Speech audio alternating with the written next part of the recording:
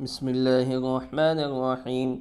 الحمد لله رب العالمين، والصلاة والسلام على سيد المرسلين وخاتم النبيين محمد وآله وأصحابه أجمعين. أما بعد، فأعوذ بالله من الشيطان الرجيم. والكاظمين الغيظ والعافين عن الناس. صدق الله العظيم.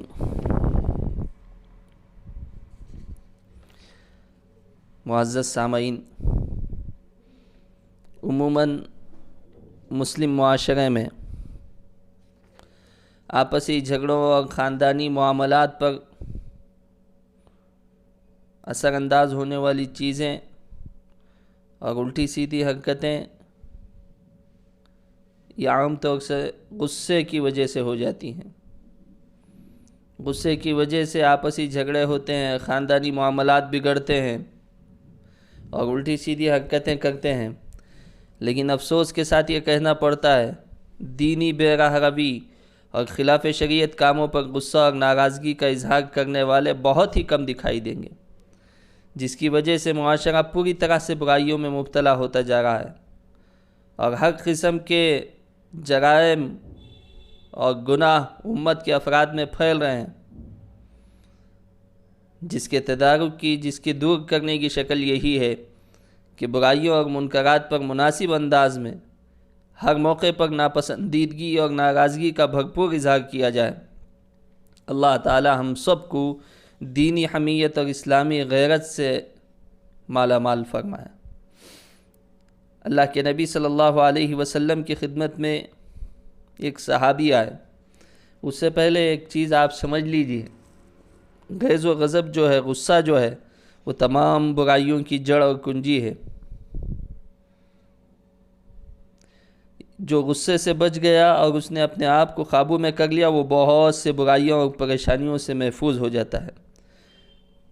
بد کلامی سے، بد اخلاقی سے، گالم گلوچ سے، مار دھاڑ سے اپنے آپ کو غصے میں کنٹرول کرنے والا اپنے آپ کو بچا لے گا، چونکہ اس نے سنگین حالات میں بھی اچھے اخلاق کا دامن تھامے رکھا اور اس نے اخلاق کا اعلیٰ نمونہ پیش کیا۔ اس سے بڑھ کر اور کیا اعلیٰ اخلاق ہو سکتے ہیں؟ اسی وجہ سے ایک صحابی آئے اور اللہ کے نبی صلی اللہ علیہ وسلم سے پوچھا کہ کون سا عمل افضل ہے؟ آپ نے فرمایا اچھے اخلاق۔ پھر وہ آپ کی داہنی جانب سے آئے، پھر سوال کیا کہ کون سا عمل اچھا ہے؟ تو آپ نے فرمایا اچھے اخلاق۔ پھر وہ بائیں جانب سے آئے، پھر پوچھا کہ کون سا عمل افضل ہے؟ تو آپ نے پھر فرمایا اچھے اخلاق۔ پھر وہ آپ کے پیچھے سے آئے، پھر پوچھا کہ کون سا عمل افضل ہے؟ پھر آپ علیہ السلام نے فرمایا ان کی طرف متوجہ ہوتے ہوئے، تم کیوں نہیں سمجھتے کہ اچھے اخلاق ہیں؟ پھر آپ نے فرمایا حتی الامکان اپنے غصے کو قابو میں رکھو۔ جب غصہ آ جائے تو دنیا اور آخرت کی شرمندگی اور پشیمانی سے بچنے کے لیے کچھ کام کر لو۔ وہ یہ ہے، خاموش ہو جاؤ۔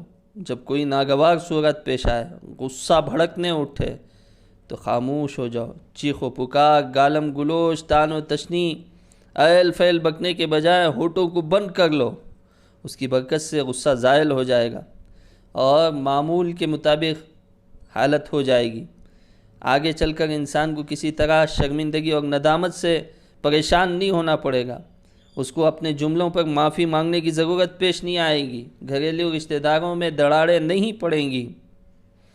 اسی لیے آپ علیہ السلام نے فرمایا اذا غضب احدکم فلیسکت قالها ثلاثا، جب تم میں سے کسی کو غصہ آئے تو وہ خاموش ہو جائے۔ آپ نے تاکید کرتے ہوئے یہ جملہ 3 بار فرمایا کہ وہ خاموش ہو جائے، خاموش ہو جائے، خاموش ہو جائے۔ غصہ آئے تو دوسرا کام کیا کرنا ہے؟ تعوذ پڑھے، اعوذ باللہ من الشیطان الرجیم۔ اس کی برکت سے اللہ تعالیٰ غصے کے شر سے محفوظ رکھے گا، کیونکہ شیطان کے تسلط ہی کی وجہ سے انسان دوران غصہ بے قابو ہو جاتا ہے،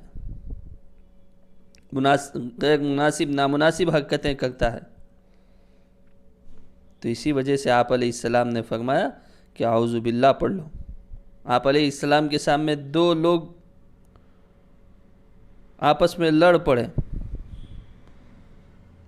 اور ایک دوسرے کو غصے میں گالی بکنے لگا، تو آپ علیہ السلام نے فرمایا غصہ زائل ہونے کے لیے تعوذ پڑھو. تو وہ شخص نے تعوذ پڑھا، اعوذ باللہ پڑھا، تو اس کا غصہ ختم ہو گیا.